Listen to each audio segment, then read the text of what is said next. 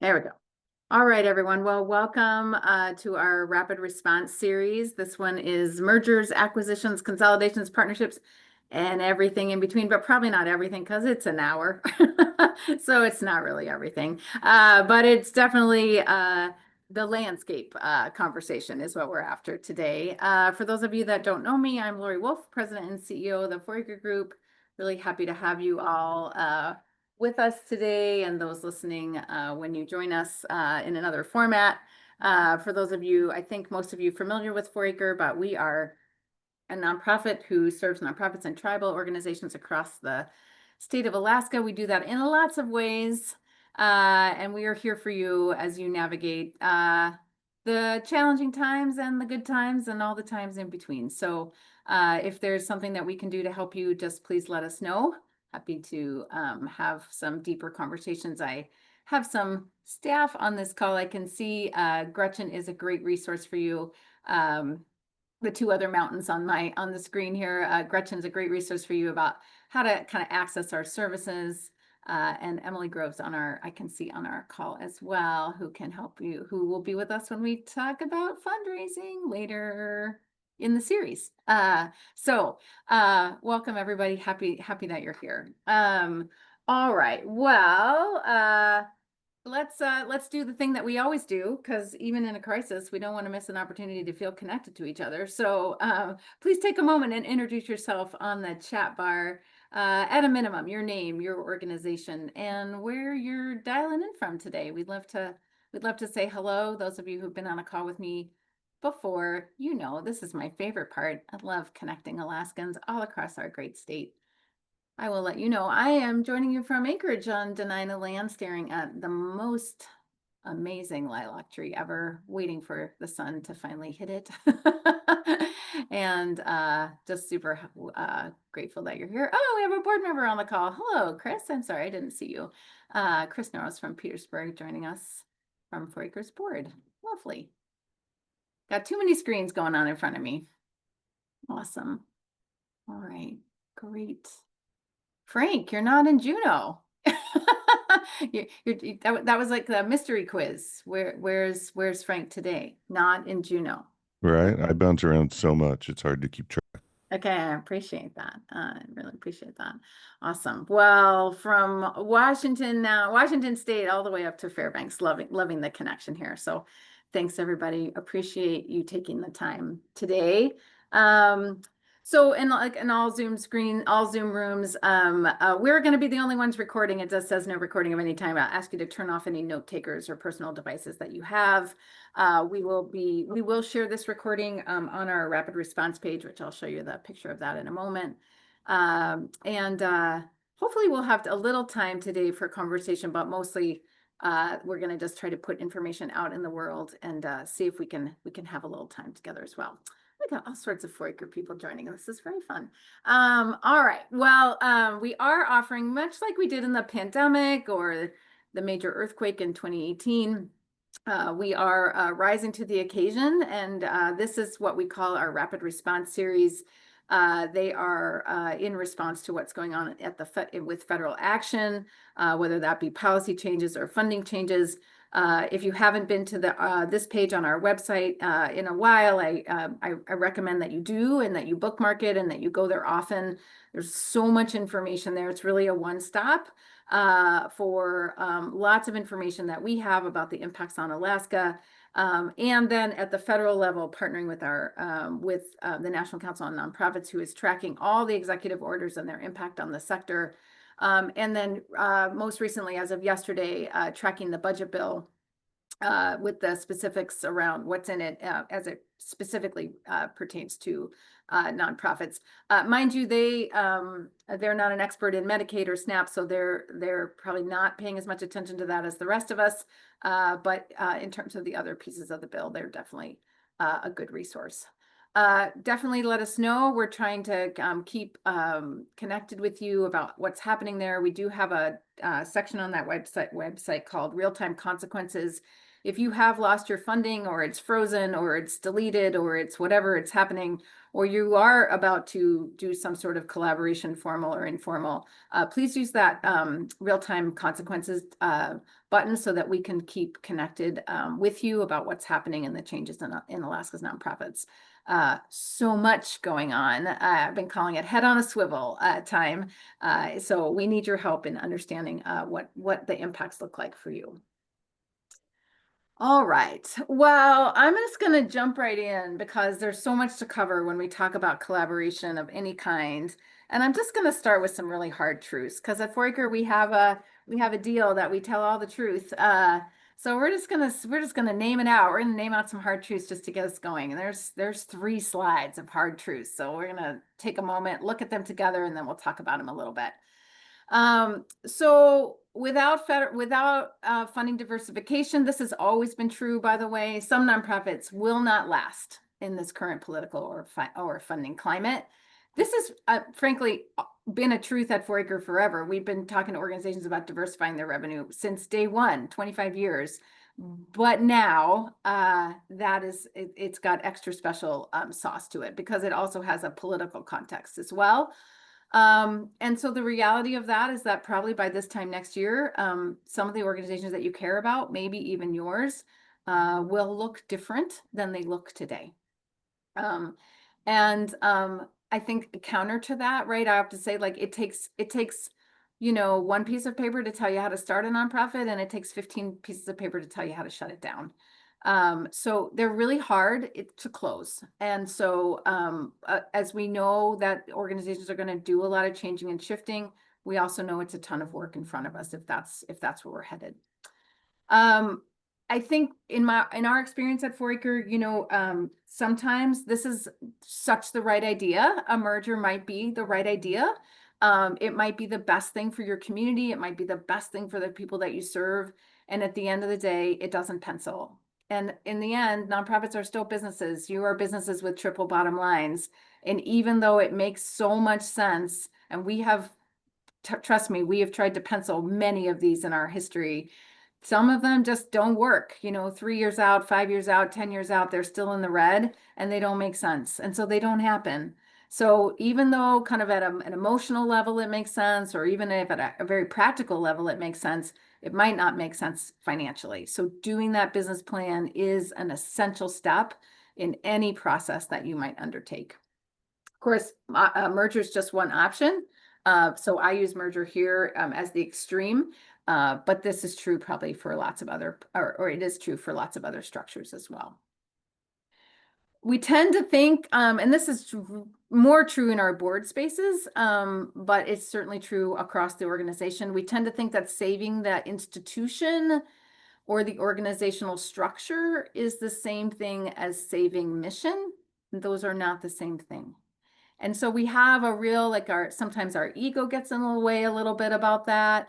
But the reality is that structures come and go, and that boards are responsible for stewarding missions, not structures. And so if the board has to have a hard conversation about that, this mission could live better somewhere else in a different format, that is their job.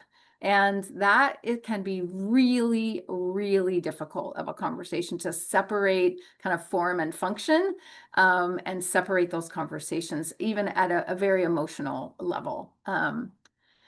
I definitely think this is probably the truth that most of you walk in on, right? I have faced it my whole career, right? Outside interests, whether they be funders or politicians or donors of any kind, they just tend to think that nonprofits should all just smush up together and merge and be one, and that we would all be more efficient and effective and happier if we all just did that. And the reality is that that's just a myth. Of course, that's not how it works in the for-profit arena. We often say at Foraker, our truism about any of this work is that we move at the speed of trust.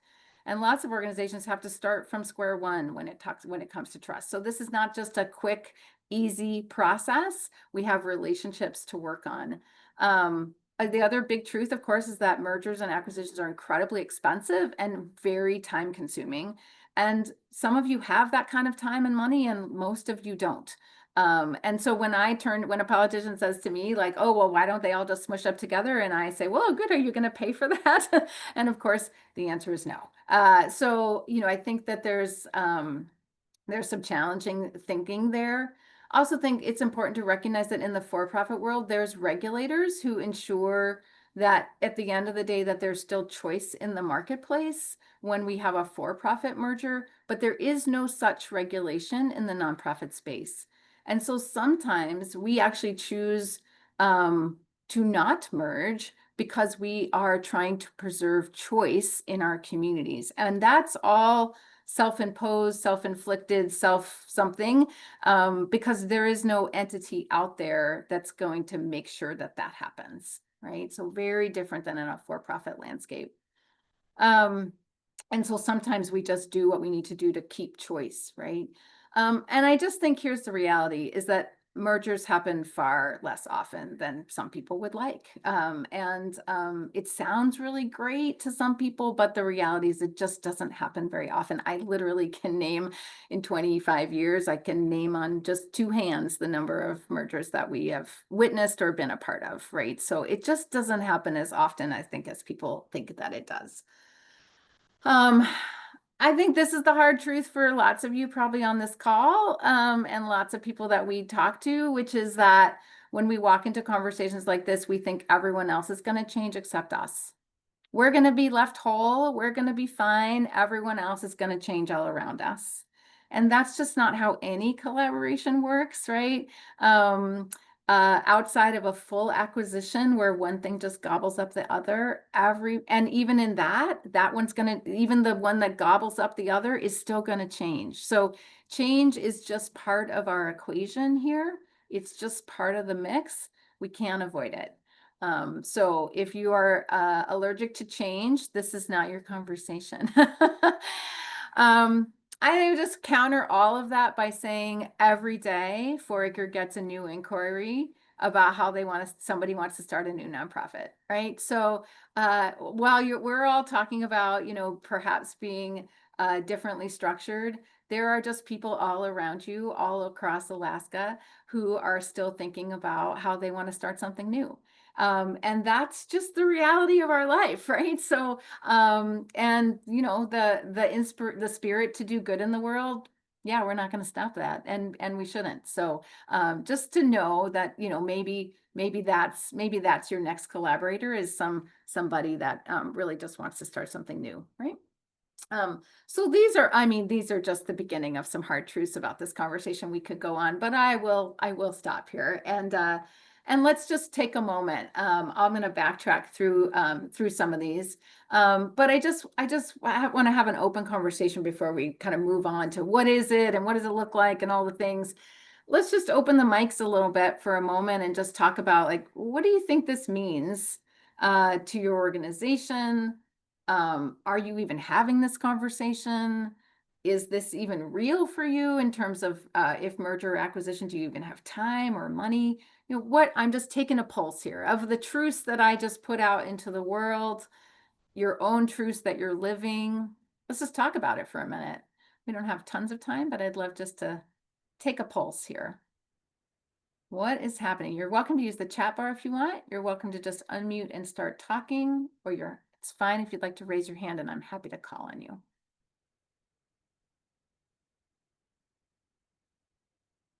We can also, Gretchen, could you just press pause on the recording for a moment? That really is what this will take is some really creative thinking, right? It's not all or nothing. It's not good or bad. It's not right or wrong. It is going to take adaptation, creativity, really thinking about what is most core, what are you trying to preserve, what is most essential, how do you focus on what matters the most? I mean, all of those questions have always been important.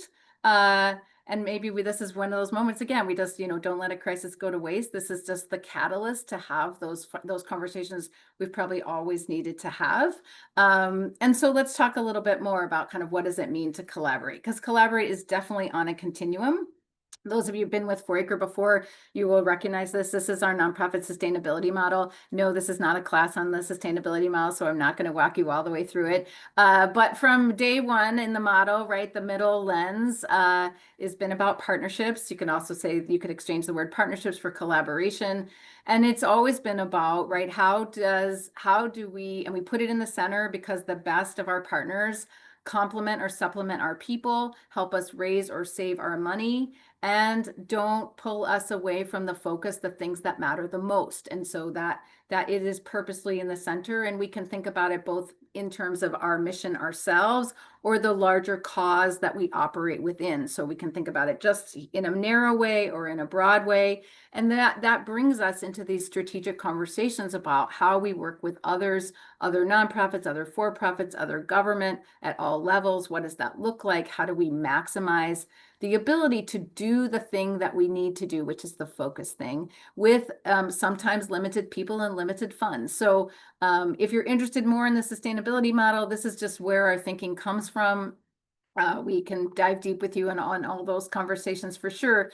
But again, just kind of that basis of that conversation, really thinking about, okay, what does this mean? If partnerships is on this broad continuum, right, then hopefully no matter what step you take, it is going to be a strategic step. You're not going to just randomly kind of walk from one thing to another. And to remind ourselves always that this is a choice. We don't have to do this. I'm sure you've met organizations in your communities that are not collaborative. They don't reach out very often. And they probably have a bit of a reputation for that, frankly, because most Alaskan organizations are already in collaboration of some part in some way to do program, to complement people, to supplement people, to to already working together around money, in many ways. So there's already lots of really amazing things happening out there. And we certainly see that on the programmatic end if we don't see that in other ways. I mean, our hope is that when you're at the end of the day, that the sum is greater than its parts, that you're not just out to preserve for yourself, but you're actually trying to do something good in your community and good for Alaska. And I often say, right, it sometimes starts with a better question, right? Like not just how do I save myself, but like, how do I actually move this conversation forward? What does that really look like? And ultimately, having been part of facilitation of a lot of collaborations, both really intense ones and kind of light ones, what I'll always say is culture, culture, culture. Culture eats strategy for lunch every day of the week. You can think about you can do all the mechanics, all the legal mechanics of working better together. But if you don't deal with the culture interface of the two organizations or the three or the four or the 9 organizations coming together around culture, it will disintegrate. So the culture piece cannot be overlooked. I've just seen it over and over and over again where we think that it's a mechanical problem. We think it's just like a sign on the dotted line problem, and it's really not. It's really a culture issue. So let's just look. We're going to take a quick scan of some of the options. Of course, in this time, I can't actually give you all of the options, but I'm going to flood you with ideas here. And when this is all over, Gretchen will give you some handouts that that emphasize this. I'm also going to put in the chat bar a picture that is going to show up too small on my screen here in a moment. So here's the high level. This is in our sustainability model book. This is the picture that we put in the book. A very high level idea of that collaboration partnership is on a continuum. Everything essentially from I'm okay, you're okay, I know you exist, we know you, we exist, we might share information, we might even have an MOU or an MOA if we're trying to be supportive and friendly, all the way past merger to what we call unification. So this idea that merger is really just a legal structure, but unification is really, you'll see in my slides later, kind of what we call 1 + 1 = 12. You're not just taking two things and smushing them together. You're actually trying to create something better than whatever existed before. So there's this wide continuum that's going on and Kate kind of explained some, different ideas about different things, and we've seen some other examples. But what's important to recognize is that the further you go from the left side of your screen to the right side of your screen, the more trust, the more time, and the more shared culture you need to be reckoning with as you move across the options, right?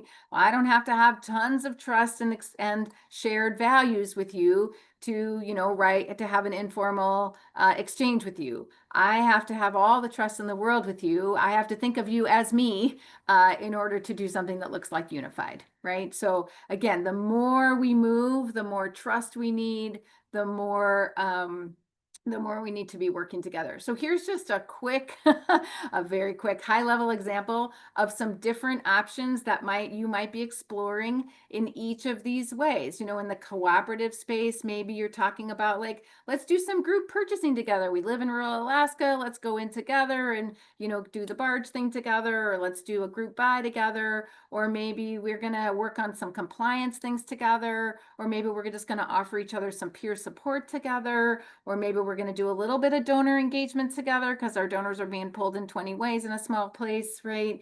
Or maybe we're going to walk into the integrated space and we're going to talk about back office or some shared services. That's 4Acres model that we do across the state, and we're continuing to ramp up. Maybe we're talking about shared leadership or shared advocacy or legislation. Maybe we're talking about shared or consolidated promotion or marketing.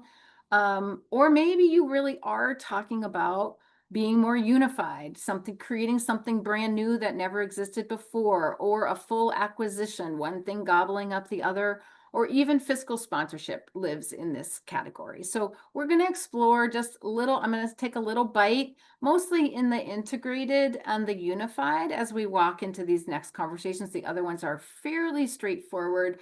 I'm happy to answer questions along the way as you're kind of wrestling with which kind is which thing. So this is that picture that I just sent you in the chat bar because it's just too hard to see it on your slides. But again, this kind of just in the handout, you can see it more clearly perhaps than on my screen. But again, this is the same picture I just showed you, but in the arrows going up and down on your screen, it really is about kind of that idea of culture, that idea of shared values, that idea of really leaning into each other about where we have to really think about that value share moment.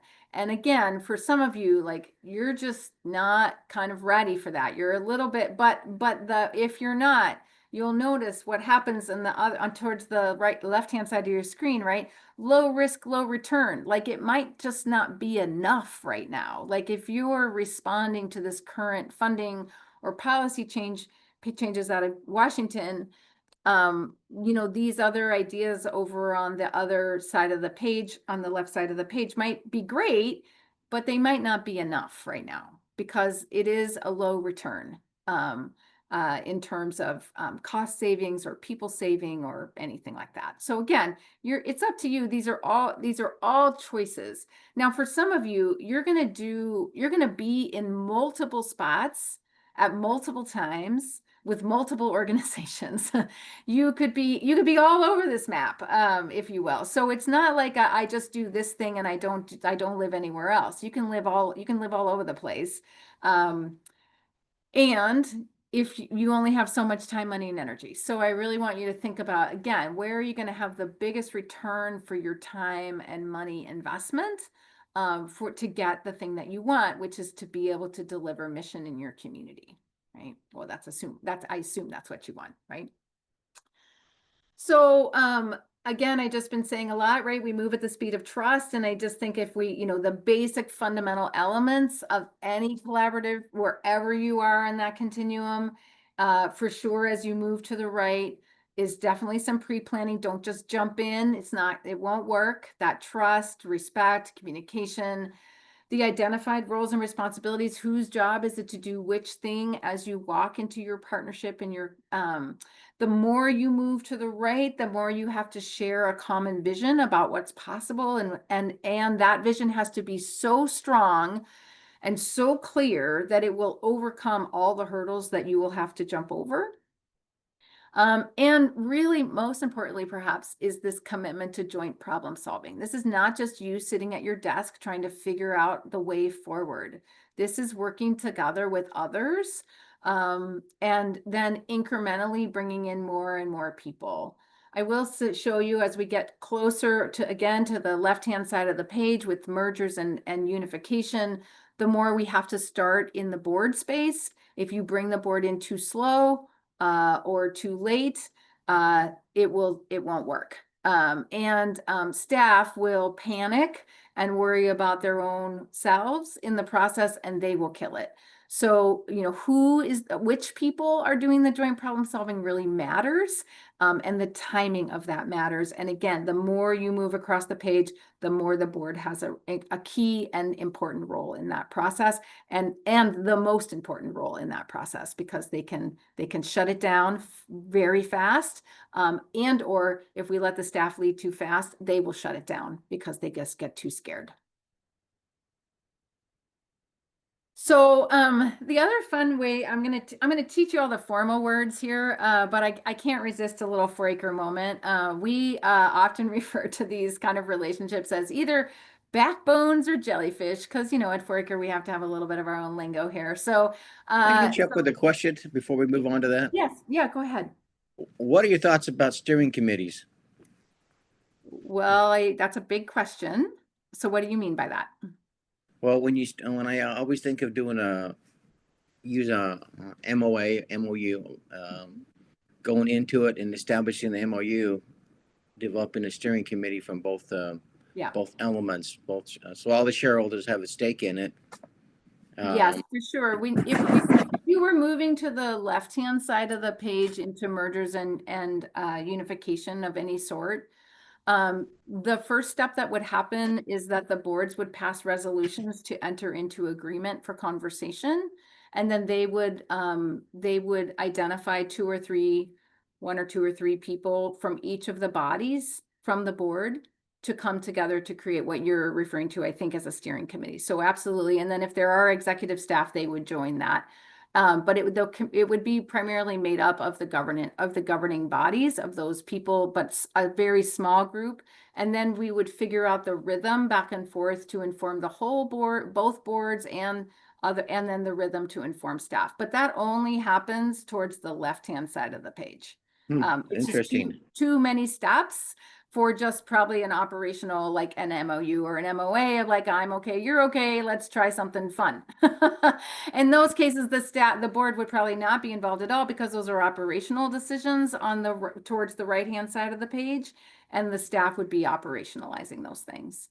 Okay, So I just always really, used the Six really Sigma model, so in Yeah. problem solving Yeah, it just really steering depends on the depth of the process. Again, we're just talking about such a wide continuum of options here. It really depends. Like, the more integrated you're going, the more structurally shifting you're doing, the more the board is involved. If it's really on this side of the page where it's really more about a program or an operational thing, it's mostly being led by staff. Now, those staff could still form some sort of working group to make that happen. But again, you want to have a good return for any of your time investment. So depends how complicated it is. It's a great question. Yeah, it's a lot of, this whole class is going to be like, well, it kind of depends. Which thing are you doing, right? All right, well, let's look at some options here. So this backbone or jellyfish, again, I'm going to give you the formal versions, but I just want to spend a minute just talking a little bit about backbone versus jellyfish. The formal things are all backbones for the most part. They're formal, they're structured, they're often invisible. We can't see them. They're really important, and they hold things up, right? Very much like our backbones, right? Jellyfishes are collaborations of the willing, people who come together, organizations who come together, but they don't have to. And there's nothing holding them together. There's no MOUs holding them or MOAs. There's nothing but trust and common good that holds them together. And I just want, I stop and pause to share these analogies with you, mostly to say there's a lot of jellyfish out there. There are so many iterations of jellyfish out there. 4-acres parts of them, I'm sure you're parts of them. Like, you just like, I'll give you a really fun example would just be like all the informal executive director networks that are formed all across the state that we know about. Like, no one's making you do that. You want to do that. It's good for you. It helps you think about the world. It helps you gives you a peer group. It does all sorts of good, but no one's making you. Is that a good idea? Absolutely. Can you do lots of jellyfish? Absolutely, right? But when we talk about this conversation in particular, we are mostly talking about backbone things, which are formal structures. So I do just want to make that distinction again, because lots of you are doing, you might be really akin or accustomed to jellyfish kind of things. You just never call them that. But backbone stuff might be the new thing, might be the scary thing, might be the big thing. Again, if that terminology is helpful for you, that's great. If not, we'll move on. But I'm gonna show you backbone kind of examples, because for most people, like, that's the stuff that is new and different. Okay, here we go. So not a jellyfish coalition, but a backbone coalition.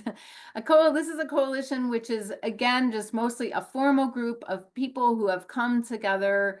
They're bound by some sort of common cause. They want to achieve a common goal. Interestingly, in Alaska, often our coalitions are not just nonprofits. They're made of tribal organizations, for-profits, government at every level, and even sometimes just people who are keenly interested in that conversation. Coalitions can be an amazing strategy to really move causes, not just missions, forward. They can really be a source of systems change. They can be a wonderful source for public policy work, for strengthening your voice, a larger voice in the world. And again, maybe you're thinking, well, I am a part of a coalition, but maybe the strategy moving forward is to actually form a coalition to strengthen your voice. There are lots of advantages and disadvantages. Again, we'll give you the slide deck so you can kind of contemplate which of these things do you want to lean into. I'll just highlight a few options here. Again, advantages for sure is that it's a systems change tool. If you're really trying to make some big change in your community or in your state or in the nation or the world, a coalition approach is a much stronger approach. Funny, of course, that the disadvantages are sometimes also the very things that are the advantages. This whole idea of shared power. If you like to be in charge all the time and you like to say go and your board likes to say what's what, these coalitions are pretty difficult places for you to be. For sure, I think there's often perception and reality about who has the power. It's often the people that are holding the money of the coalition are perceived to have the most power. That's not always true. They don't always have the most power, but they are perceived to have the most power. So you definitely want to think about how the money flows in a coalition, and what the transparency of those conversations really look like. It's a great option for systems change and for advocacy work. Some of you have been independent organizations, and now you're really thinking about that it doesn't really make sense for you to be a standalone organization anymore. And maybe what is the best way to preserve mission is to become what we call a program of something else. Now, this might be the way to save the thing that you love the most, the thing that is most core. And you definitely it has to be, right, the entity that you might be walking into has to, of course, want to invite you in, and you're going to need a business model to make sure that you don't do any harm to the existing thing that you might be walking into. And they will do their due diligence to make sure that you will do no harm and that they will do no harm. I think there can be lots of really interesting iterations of this, some in which you keep your identity, some in which you don't keep your identity. I've seen, that's a negotiation along the way. But for sure, somebody's losing their nonprofit status as they integrate into another entity. There are definitely advantages and disadvantages to becoming a program of with another organization. Some of the advantages, of course, your funder network is more likely is gonna like this perhaps, but also in the disadvantage, maybe they funded both organizations and now so you take two funds and now it's one fund and it doesn't necessarily double in the number. So maybe it's the same amount of money now going to one thing rather than going to two different things. But at the same time, this other organization might have a stronger track record than you. They might have been around longer than you have. They might have a more stable space than you in terms of their infrastructure. For some of you, the advantage is you're no longer the boss. Maybe that is also a disadvantage as well. I don't know. I don't know you, so you tell me which side of the equation it lives on. But for most people, that feels like an advantage because they can focus on mission. They can do that. You can do the thing that you really want to do without having to no longer be and run the organization itself. Disadvantages, of course, is that the feasibility of the business model doesn't always pencil, doesn't always work. You might go knocking on someone's door saying, hey, can we kind of, tuck in and become a program? And yeah, it just might financially not make much sense to do that. And for sure, again, we're thinking about, if identity is really important to you, you may or may not keep your identity in this process. And again, that becomes a negotiation of how that ends up looking. I'll just pause there. Two options already explored: a coalition model where you come together, you keep your identity, and you form a new identity with a larger group, or becoming a program of. Just pause there for questions. There is a question in the chat, Lori, from Kate. Oh, yes. Kate, there is a simmer approach. You could go to the back burner, if you will. Your bylaws would tell you what is the minimum that would be required, which is probably scaling your board down to 3, having an annual meeting and filing your 990 and your state filing. Yes, you may simmer. Yeah, that's real. And some organizations are definitely looking at that in this moment because it is going to be easier to bring it to the front of the stove, if you will, than to start over. But you'd have to have enough pieces in place around compliance for that to happen. So there'd still be a legal there'd still be a legal body, and they'd still have to do all the compliance pieces. But for sure. Yeah. The other component in there is funders, any funding and honoring donor intent with any funds that you have, making sure that you're not running afoul of donor intent, and just perception. Yeah, the perception in the community about what you're doing or why you're doing it.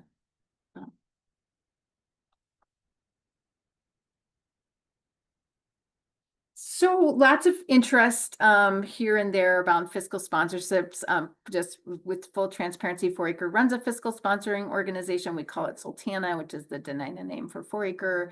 There are many other fiscal sponsors, both real and not so real in Alaska and across the country. There's lots of groups who say they're fiscal sponsors, but they're not actually following the law. And they're not actually delivering the things that you need them to deliver in the way that you need to deliver them so that you can have good compliance. So there's a slide in here somewhere that says, be a savvy shopper and really know what you're getting when you connect up with a fiscal sponsor. I will also say fiscal sponsorship has kind of ebbed and flowed in its popularity across the nation. Certainly right now they have become a little bit of a focus area for federal policy making. And so again, just be really careful and thoughtful about where you're going and what's going on with the larger entity that you might be partnering with. You might actually be exposing yourself to more challenging moments than you intend. From different fiscals, there's lots of different kinds of fiscal sponsors. They're not all created the same. They offer different things. There is a fee to be part of a fiscally sponsored organization. Nobody should be offering it to you for free. And if you are doing it for others, you should also not be doing it for free, because there is time, money, and energy involved in fiscally sponsoring something else and or being joining up with somebody else. The IRS does not allow any nonprofit to give away or loan their nonprofit status to somebody else. So there's no giving away. There's no like, here, you can just borrow my EIN number. That is not allowed. And so the idea of fiscal sponsorship is that there's an accountability and a tracking to whatever it is they're holding. And if you are the one being held, you have a responsibility, and ultimately that entity is legally responsible for you. So it can be really a lovely place. I know at Sultana for us is an incubator space where it's a space where things are not yet nonprofits. They don't know what they want to be when they grow up, or if they'll grow up at all. And so it's a lovely place to incubate a great idea. So maybe that's, but for most of you, you're already a nonprofit. You're already thinking about that. So Kate, the other option is to simmer all the way down into a program inside of a fiscal sponsor. Let go of your C3 status. There are some fiscal sponsors that wouldn't make you let go of your status. Everyone is a little bit different in terms of their form. So that is another way to simmer. They could hold the compliance aspect of you. The great advantages of them, of course, that there's an economy of scale in that structure that can be super helpful. It might give you the ability to have benefits and staff, because they have the mechanisms for that. Again, like a Sultana, we let people have staff and provided healthcare, which for lots of groups, baby organizations, that was not possible. But other fiscal sponsoring organizations out there don't allow you to have staff. All the governance pieces in place, all the compliance is in place. That's all really amazing. Disadvantages. There are lots of people saying they're fiscally sponsoring groups, but they're not actually complying with the law, and they put you in as much harm as they put themselves. It definitely is not free. It costs money to participate. So if you're just looking for all the, something to do that's free, this is not it. And again, there's lots of different kinds of fiscal sponsor structures out there, so there's no one size fits all approach. You definitely want to do all your homework before you walk in. So this is just an example of kind of some of those different structures. Again, some allow you to do employment and benefits, some are incubation, so some just do project management, some have very in-depth and thoughtful accounting and compliance that go along with it. And then some are quite simple and just, just do the bare minimum of accountability and responsibility back to the IRS. Again, it's just really up to you about what you're looking for, or if you also think that maybe this is the way that you're going to raise revenue or diversify your own revenue, is to become a fiscal sponsor of something else. Please call me back, because we have lots of things to talk about. If that's the path you're going, we have lots of lessons learned over the years about being a fiscal sponsor to other people. Definitely isn't as easy as it looks. You got to have a lot of infrastructure. And there is a national umbrella organization of fiscal sponsors out there as well. So if you are exploring that as a choice for yourself, we definitely commend that to you as well. There's lots of lessons learned all across the country about fiscal sponsoring organizations. So I'll pause there and take questions about fiscal sponsors.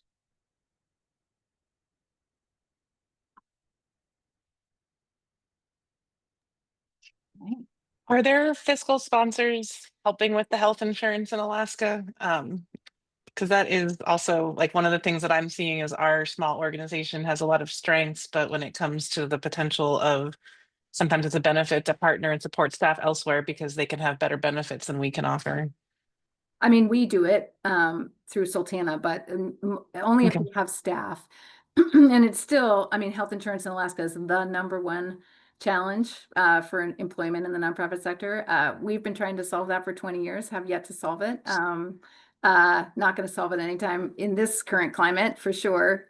So no, it just depends. Again, it's a shared employment model. And that would make that you would want to shop based on that. You know, some don't offer employment at all. Some fiscal sponsors don't offer employment at all, and some offer employment but don't offer benefits. So that would be one of the things that you would shop for if that's important to you. Yeah. Yep.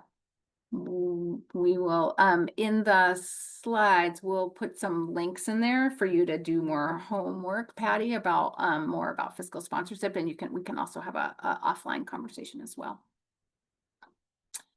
Yeah, lots of lessons learned across the country for sure.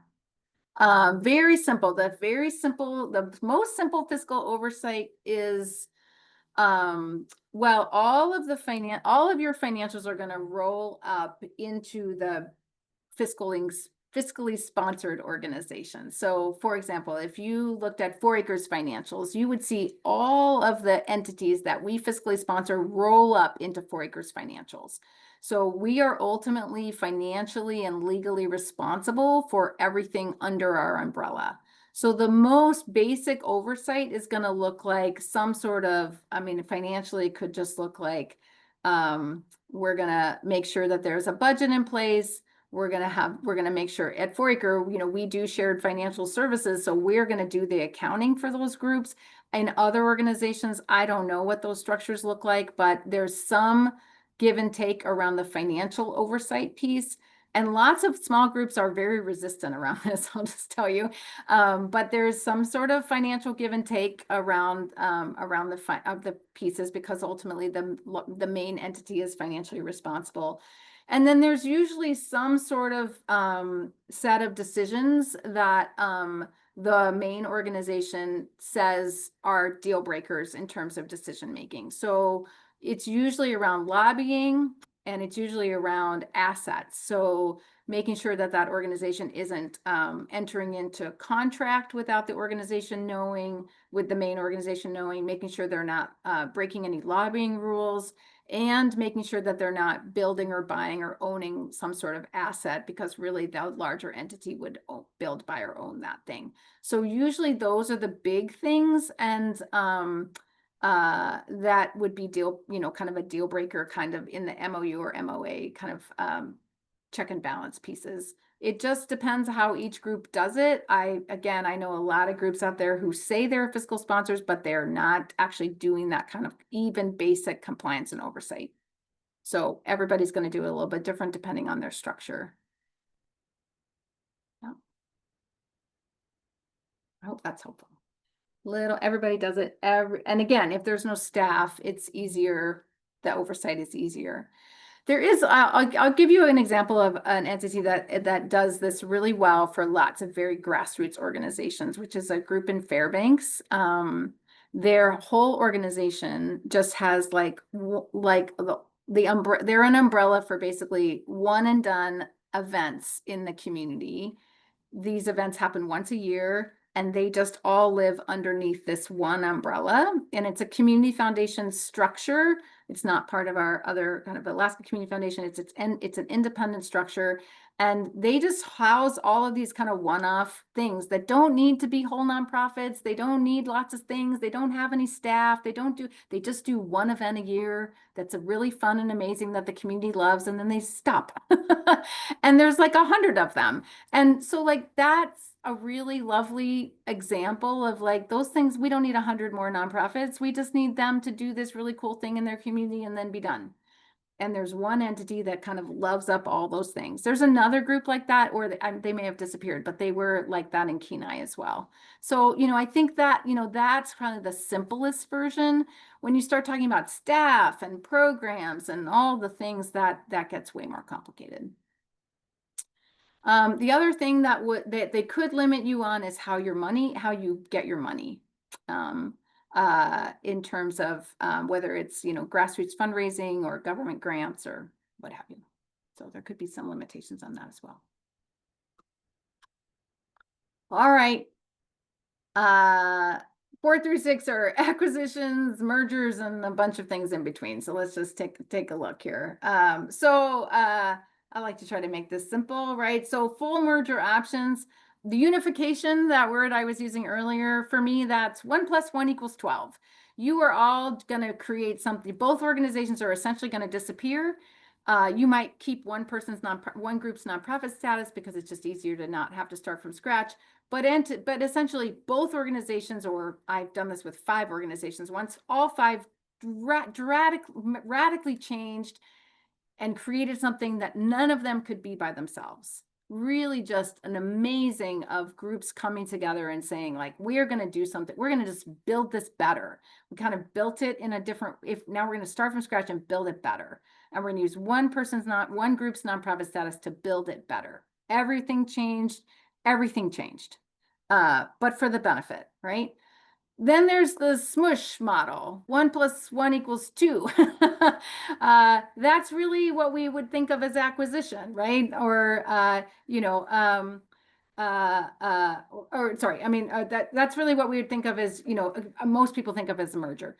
Acquisition is 1 + 1 - 1 = 1, right? Like, we're not any better than we started. We're just, one thing is just eating up the other thing and got a little bit bigger. So maybe it's 1+, maybe. But it's essentially the Pac-Man approach, right? And for the most part, I got to tell you, if you don't have a lot of time and you don't have a lot of money and you don't have a lot of much, that acquisition is where you're going. Mergers are tons of time, tons of resource, tons of work, totally worth it, totally worth it. Most groups don't do that. Most groups do acquisition. We just don't talk about it that way because it doesn't sound nonprofit like. It doesn't sound like it's part of our nonprofit culture. So we don't talk about it that way. That's the reality. It's cheaper, it's faster. There are other options in between, the backbone options, right? That's the backroom consolidated services like 4-Acre offers. There's leadership consolidation like Kate mentioned. There's sharing a home, which happens in lots of your communities already. Cordova being a great example of there's some shared homes going on there. And in Fairbanks, there's shared homes. Like, there's shared homes kind of all over. There's new shared home in Juneau. So groups coming together and, finding the economy of scale in just where you live. So there are really lots of other merger-esque options where the organizations don't lose their identity, but there's this thing happening in the background. And for most of you, these are economies of scale that probably make more sense for you than really thinking about the other, either the full merger options or the acquisition options. You're probably more thinking about these backbone components. Looking at Kelly, I'm going to get to Kelly, to your question in a second. So for most of you, I just, again, kind of our brains often kind of just jump to extremes. But I think for most of you, the quicker option is going to be some sort of a piece of you, some sort of part of you that has just, it's expensive, it takes time consuming, it takes staff, or as Kate mentioned, right, just from a geography place, right, you just can't attract all the humans that maybe you could actually afford, but they're just not there. So there's lots of reasons why the backbone options are good options, right? You don't need a crisis. You don't need the federal government to do whatever they're doing. You just need all the other reasons that we, in Alaska, where we need economy of scale.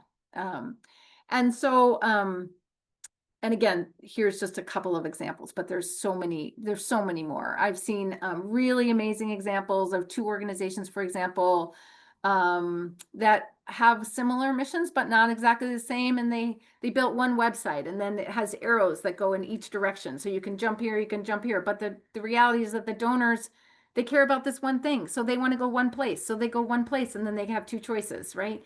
And like, so even just as something as simple as like, let's share a web-based platform.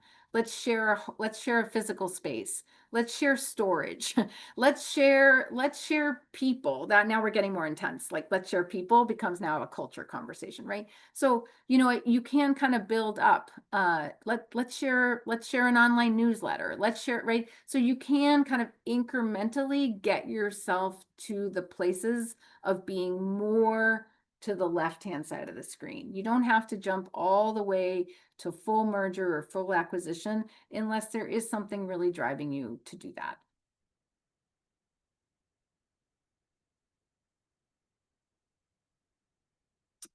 So again, I think I've said all these things already, but they're here for you on your screen. Maybe the one thing I haven't said yet, of course, is that mergers can happen, not just nonprofit to nonprofit, but we've seen mergers happen with for-profit entities. The IRS has a lot to say about that, and we get quite a few number of calls about nonprofits and for-profits kind of trying to come together. It's way tricky.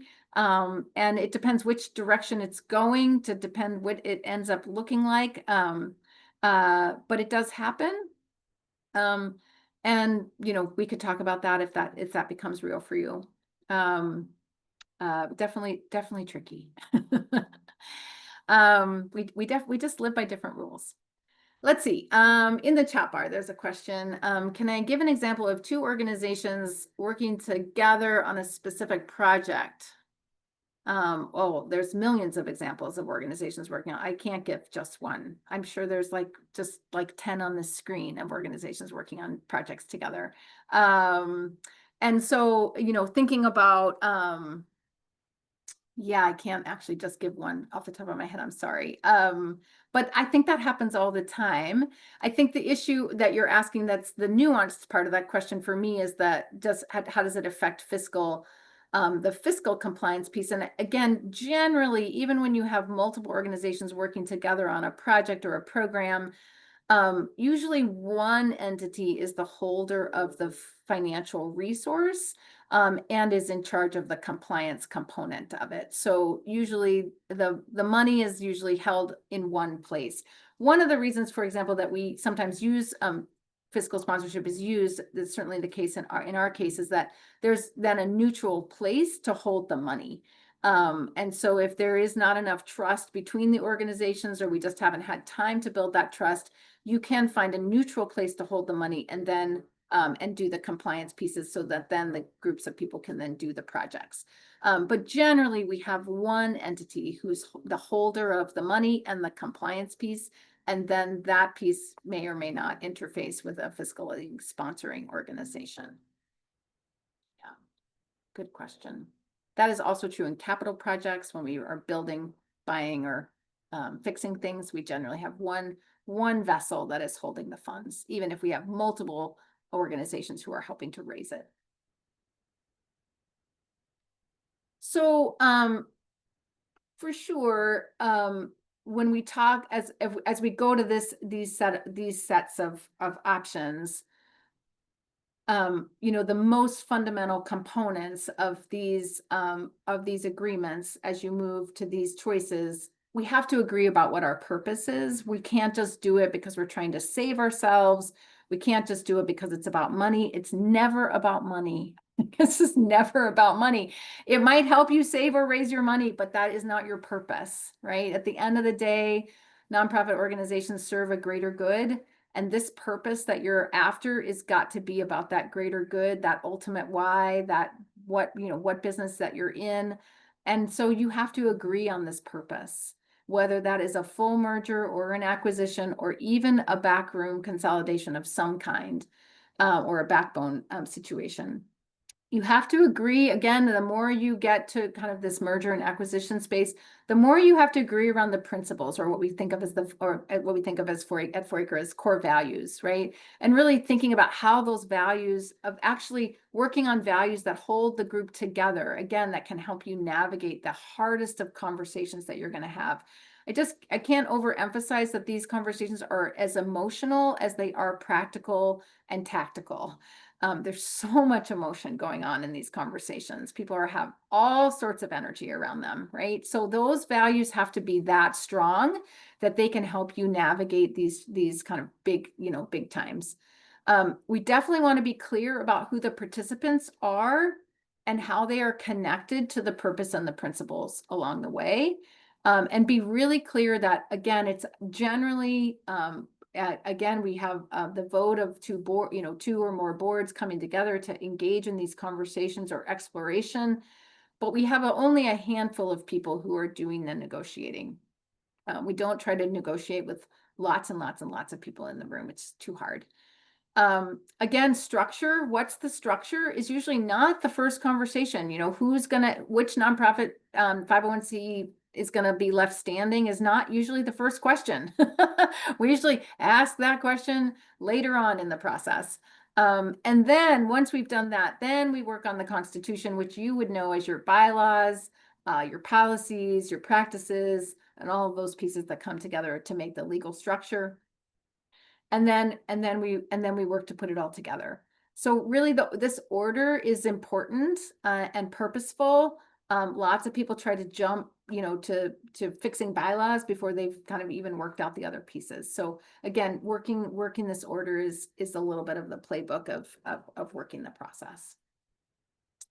So again, kind of why would you do all this? I've just made it probably sound a little hard, a little daunting, a little overwhelming. So why would you do it? There's a million reasons why. Here are just a handful of them. There are lots of reasons why you would do it. And the first among them is because it's the way that you're going to get to mission. It's the way that you're going to get to doing the thing that you believe is important in your community and your community believes is important that gets done. And then maybe number two, which is that you're adjusting to a changed environment. And this environment is definitely changing. There's no doubt about that. There's so many, again, I won't read them all onto you on the screen, but there are lots of reasons why any number of these choices that we've talked about can be the right choice for you. You just have to think very carefully and know your why right up in front. There are definitely some pitfalls. Talked a lot about trust today, talked a little bit about that the board not understanding the effort or they're brought in too late into the process. Those are really hard to get back on track and often you can't. The organization can lose its focus. The threats overcome the benefits. Funders don't support the effort. So really making sure that we've done our homework with our funders in advance. A real scarcity mindset can really set in, right? It's just less with less with less with less. And that is just really just a crummy way to walk into a collaboration, right? Or too many cooks in your kitchen. You got too many people who want to be in charge and want to steer the way. For sure, right? What it's not about protecting your own turf and then hoping everyone else just shares, right? It's not about assuming that change isn't part of the equation. If you are, again, if you're allergic to change, this is not where you're going. And also, to the point we heard at the very beginning, it is not letting go of everything you stand for. If whatever you stand for is super important, you should stand for it. And then you find the structure to figure out how to do that thing. Can you stand for everything? Probably not. You're going to have to figure out what is most core, what is most essential, what is most important, and then you will let go of the other things. So when we talk about this work as a starting place, we actually start with talking about who you are as an organization, what is most core for you, what is most important to you, and then we walk from there, right? And we actually ask every group that's involved in the conversation to do that work, to come together and think about those things together. So you really have to look inward before you look outward. And I think sometimes we just rush to look for a solution that is not that. Right? So, as we are, I'm hoping that we have, we've spurred some questions. I know some people have had to jump off. I appreciate that. But I am gonna kind of wrap up the recorded part here.